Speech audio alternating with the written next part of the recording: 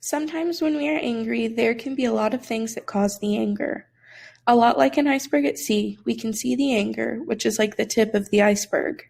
To someone else, the anger may not seem like a big deal, but like an iceberg, there may be a lot that can't be seen on the surface.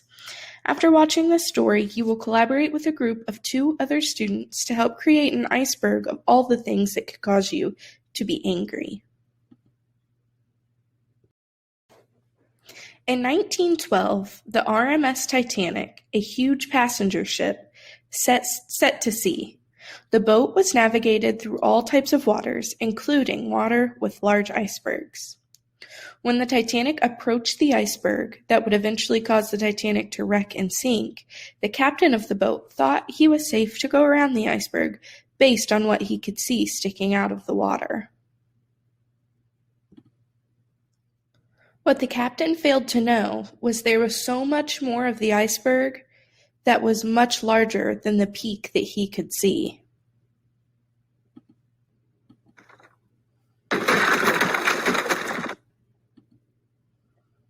Unfortunately, the Titanic hit the iceberg and sank to the bottom of the ocean.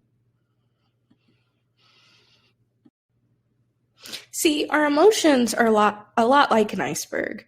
There are things we can see on the surface, which are the emotions we usually see, but there are so many things below the surface that people may not know about us, and it's causing the emotions that we do show them. Let's take Sam and Taylor, for example. Sam sees their friend Taylor at school Monday after Taylor's basketball team lost their first game over the weekend. Sam says, "Hey Taylor, sorry to hear about you losing your game. Don't worry, you have a lot more games to win." Taylor becomes really angry and ends up yelling at Sam to leave them alone. Taylor's reaction surprises Sam. Why was Taylor so mad? There were plenty of other games left. Taylor's team had lost before, and he didn't act like this. Sam decided that there had to be something else going on, and decided to go talk to Taylor. After talking with Taylor, Sam learns that there is a lot going on that is making Taylor angry. His parents are getting a divorce, his grandpa is sick in the hospital, his little sister's been acting out at school. Sam realized that Taylor wasn't just mad about the game.